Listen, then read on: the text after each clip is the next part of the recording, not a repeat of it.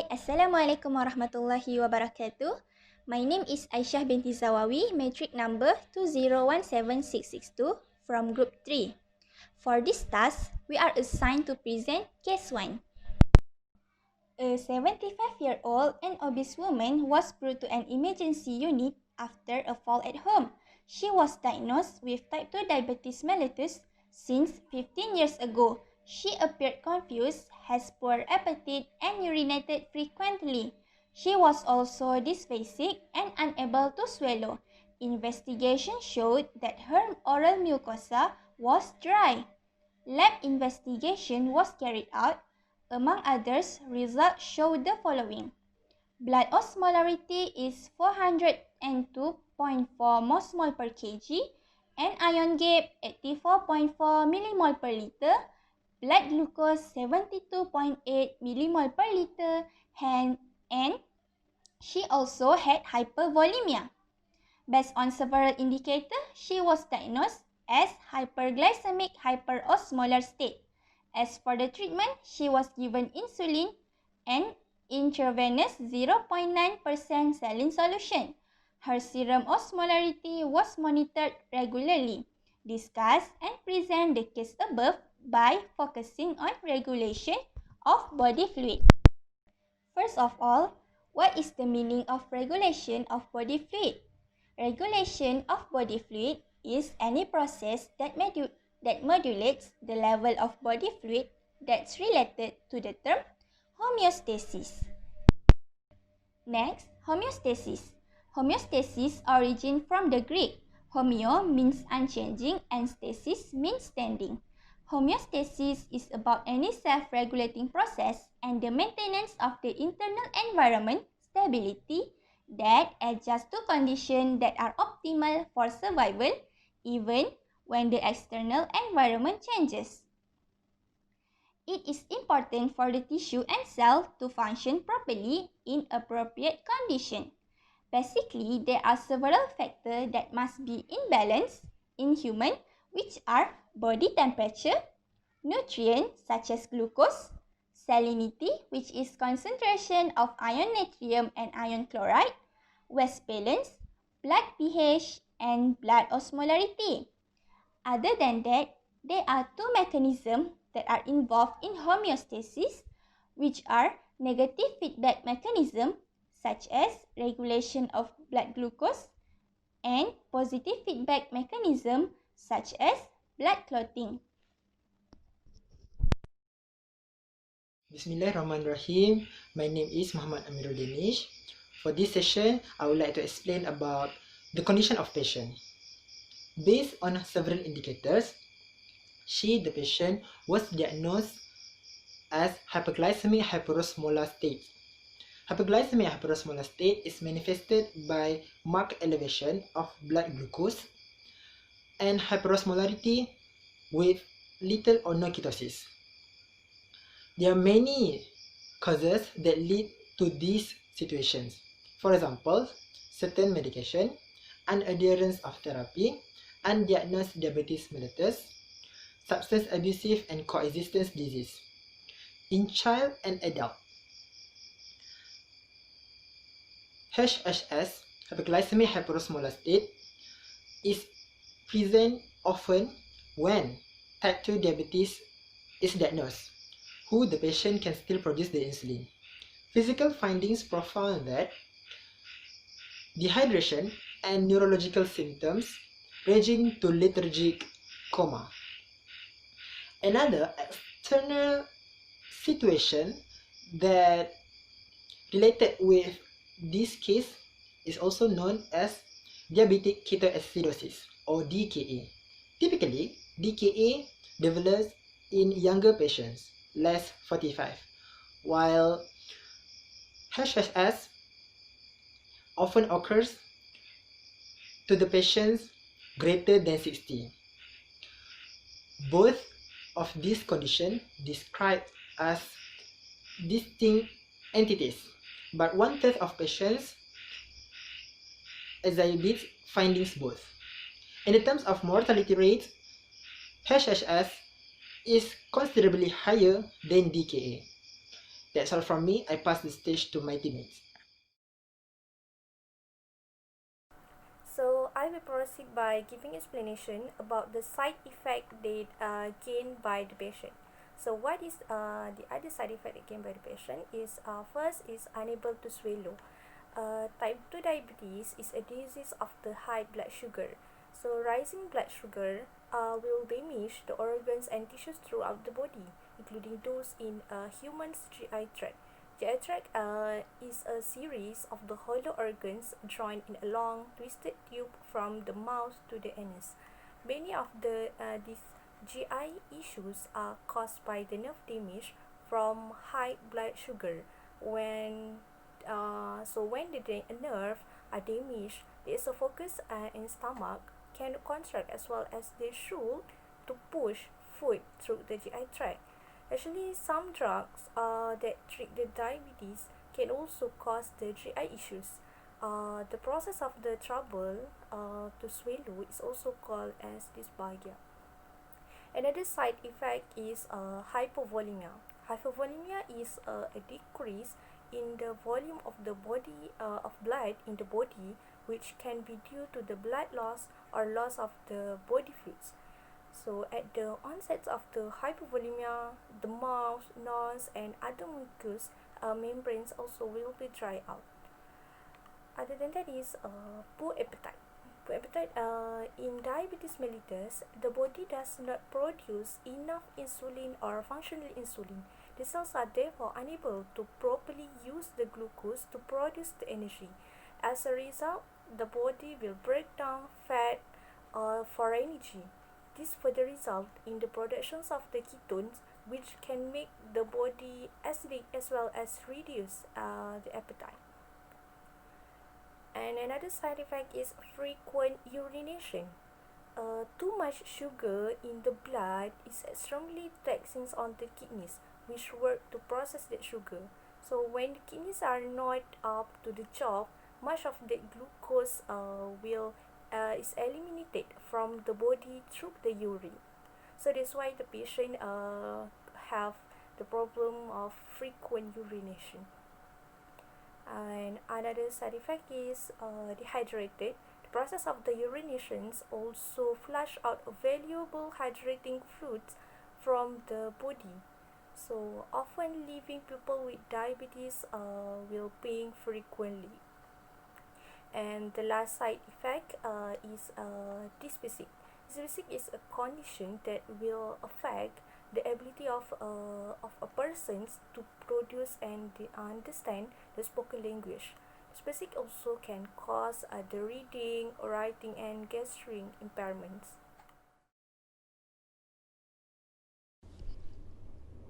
So on my part, I will explain what is the interrelationship between body regulation and the disease In the human body, regulation of body fluid is to ensure a balance between fluid gain and fluid loss is maintained. Body fluid homeostasis is directed at achieving stability of the two major functions of the body fluid. Number one, maintains of body osmolality within narrow limit, and maintain of the extracellular fluid and blood volume at adequate level. Osmotic homeostasis is important to prevent large osmotic shift of water into and out of the cell, which would interfere with normal cell function.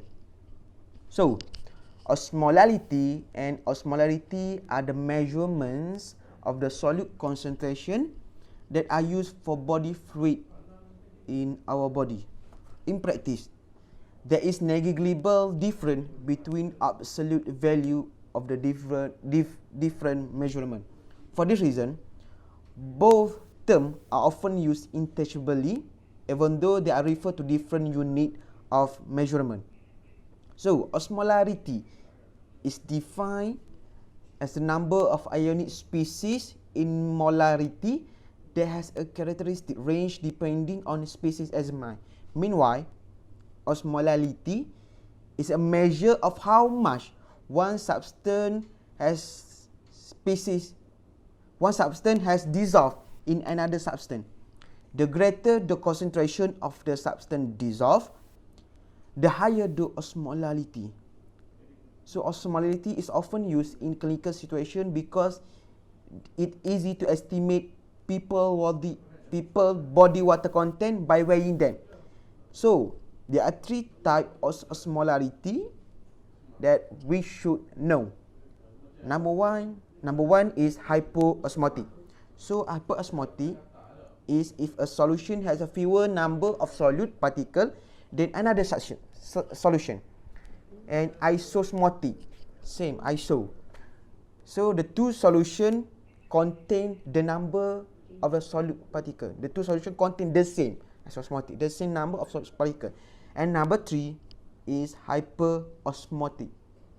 So if a solution has greater number of solute particle than another solution. However, to predict the movement of water into and out of the cell, we need to know the tonicity of the solution. So tonicity is used to describe a solution and how that solution would affect cell volume if the cell were placed in the solution and allowed to come to equilibrium. So they also have a three type of tonicity that we should know. Number one is hypotonic. So hypotonic, if a cell placed in the solution gain water at equilibrium and swell. And isotonic, iso is same. If a cell placed into the solution does not change size at equilibrium. And number three is hypertonic. So if a cell placed into solution, it will loses water and will affect shrink at equilibrium. So that's all. Thank you. Bismillahirrahmanirrahim. Assalamualaikum warahmatullahi wabarakatuh. My name is Rakila Humaira binti Ahmad Yusuf and my metric number is 2018562. I'm going to present about the interrelationship between the hyperglycemic hyperosmolar state with the regulation of the body fluid. Hyperglycemic hyperosmolar state is caused by the high blood sugar levels in the body, which results in high blood osmolarity. This state is usually caused by the diabetes mellitus type 2. In diabetes, there is a deficiency of hormone insulin. In type 1 diabetes, the deficiency is absolute because the pancreas isn't able to produce any insulin. However, in type 2, the deficiency of the insulin is relative because the body is not able to adequately respond to the insulin produced by the pancreas.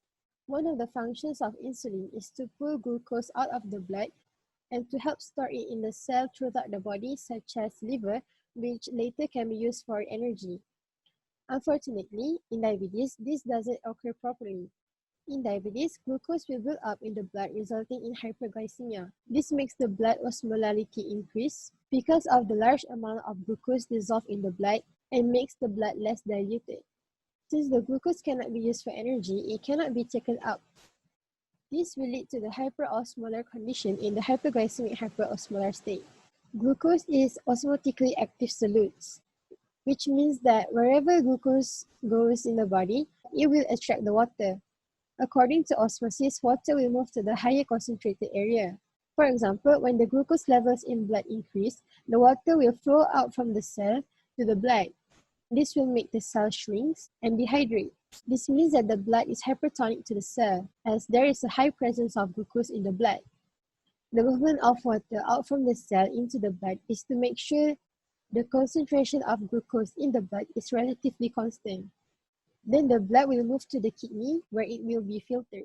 However, at a certain point, hyperglycemia becomes so severe that the kidney will not be able to reabsorb all the glucose, and this will make the glucose leak into the urine in such a large amount. Since glucose is osmotically active, water will flow out from the blood into the urine as there is a high concentration of glucose in the urine. Basically, water flows out from the cell into the blood and then into the urine. This will cause the osmotic diuresis. Hence, the body started to lose a lot of fluid. This condition will make the concentration of solids in blood to increase. This condition is called as hyperosmolarity or high concentration of osmotically active particles. Treatment and the medication for hyperglycemic hypoosmolar state are first fluid replacement. Aggressively replacing fluids is the first and most important step in treating HHS. It should begin by estimating the fluid deficit, usually 100 to 200 ml per kg, or an average of 9 liters in adults. Isotonic fluid may cause fluid overload, and hypotonic fluid may correct sodium deficit too rapidly and increase the risk of diffuse myelonesis and death. Therefore, fluid replacement in adults should begin with 1 liter of 0.9% saline per hour. Isotonic saline used to restore intravascular volume. This will decrease counterregulatory hormones and lower blood glucose, which should augment insulin sensitivity. Hemodynamic status should be monitored in patients with shock. Fluid resuscitation should be guided by vital signs, urine output, and improvement in sensorium. Once hypotension improves, the corrected serum sodium level is calculated. If it is high, greater than 145 ml equivalent per liter, or normal 135 to 145 ml equivalent per liter, 0.45% saline should be given at a rate of 4 to 14 milliliter per kg per hour, depending on the hydration state. If the corrected serum sodium level is low, less than 135 ml equivalent per liter, 0.9% saline should be infused at the same rate. When the serum glucose level reaches 300 mg per deciliter, the fluid should be switched to 5% dextrose solution with 0.45% saline. At least one half of the calculated deficit should be given in the first 18 to 24 hours, with the remainder given over the next 24 hours.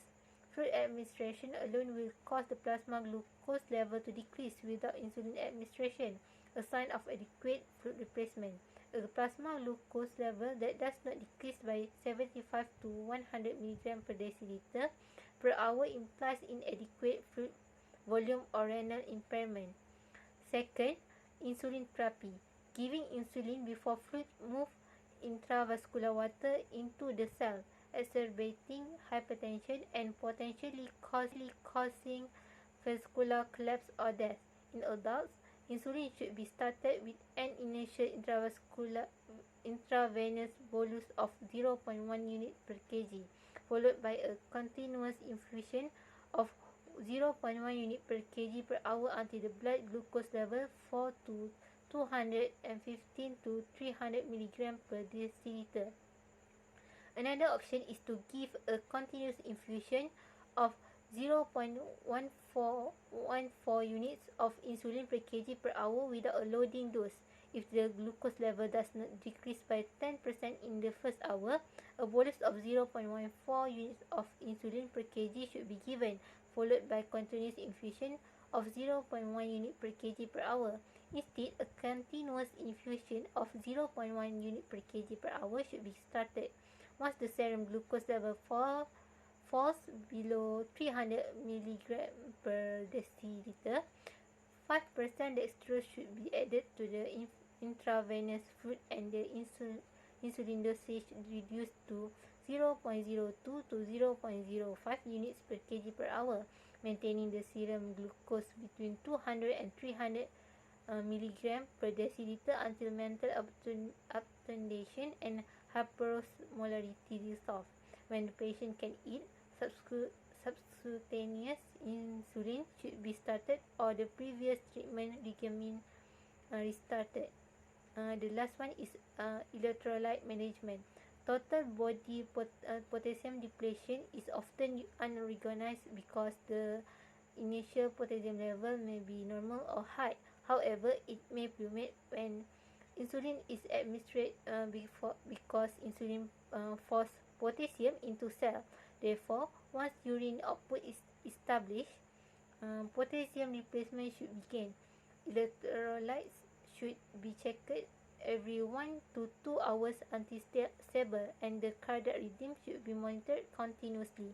If the patient's initial serum potassium level is less than 3.3 milliequivalent per liter, insulin should be held and saline and potassium chloride given until the potassium level reaches at least 3.3 milliequivalent per liter. If the serum potassium level is greater than 5.2 milliequivalent per liter, potassium should be held until the level falls below 5.2 milliequivalent per liter with monitoring every 2 hours.